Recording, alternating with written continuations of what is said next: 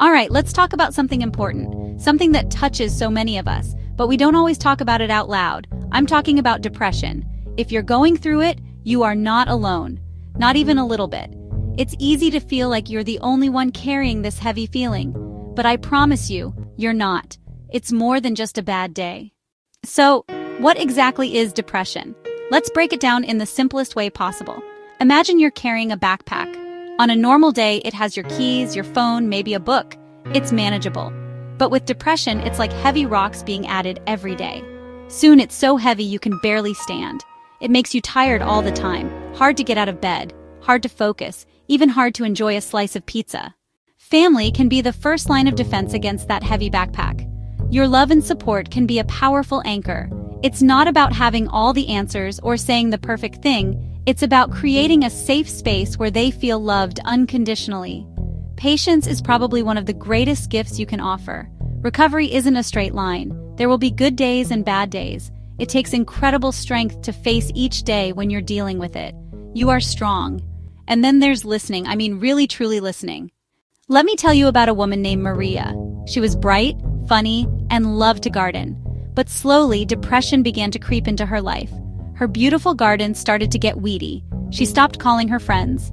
Most days, she just stayed in her room with the curtains drawn. Her mother, Elena, was heartbroken.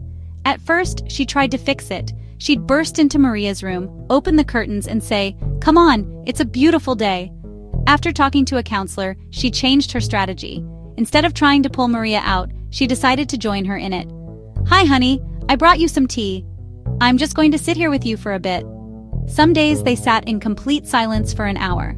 This went on for weeks. Elena's patience was a quiet, revolutionary act.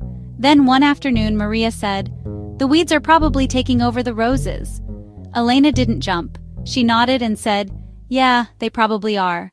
Friends, you have a special kind of superpower. While family provides a foundation, friends are the ones who connect us to the outside world. When someone is depressed, they often feel behind a glass wall. As a friend, you can gently tap on that glass.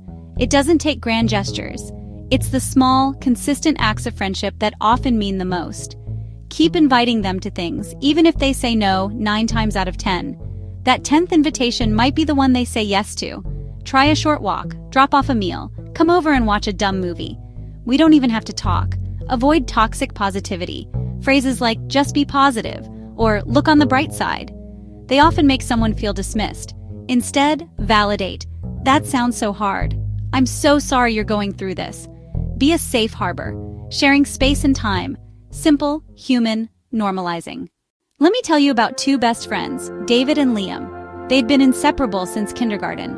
But in their 20s, Liam went through a severe bout of depression. He stopped answering David's calls. David was hurt and confused. Then he learned what Liam was going through and decided he wouldn't let his friend go through it alone. Every Tuesday he'd text, "Hey man, it's Tuesday." No pressure to reply, just keeping the tradition alive. For weeks he got no response, but he kept doing it. Then one Tuesday, Liam replied, "Who's winning?"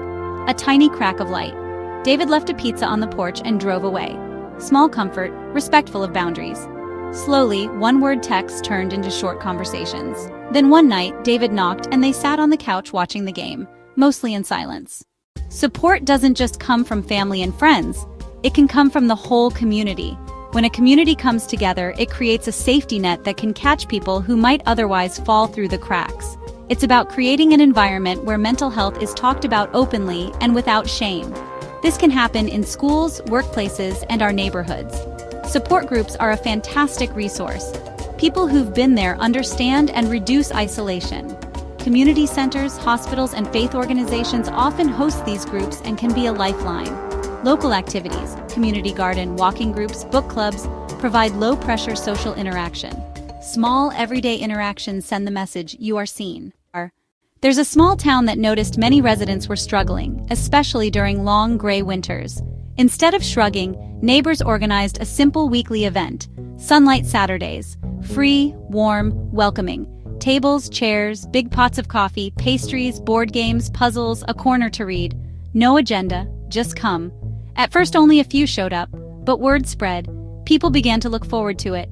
Gentle yoga, art supplies from the high school, a cup of tea and a place to be.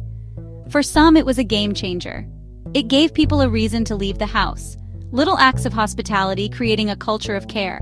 Community care doesn't have to be complicated. It can start with a cup of coffee and a safe place to be. So, as we've seen, the power to help someone through depression isn't some magical ability only therapists have. It's in a mother's patience, a friend's loyalty, a community's kindness. It's the small, simple human things we do every day. Listen instead of advise. Include instead of ignore. Show up again and again. Hope is a team sport. When one person is too tired to hold on to it, the rest of us can hold it for them. If you see someone struggling, reach out. If you are struggling, please reach out. There is so much strength in asking for help. Every text, every shared cup of tea, every patient silence matters. Go out today and be the reason someone feels seen. Be the reason someone remembers they're not alone. You don't have to be an expert to make a difference. Be human, be kind, be present. If you are in crisis, please contact your local emergency services or national helplines. Display country-specific helpline numbers and website resources here. If this video helped, please like, subscribe, and share. And consider starting a small act of kindness in your community. Together we heal. Join us.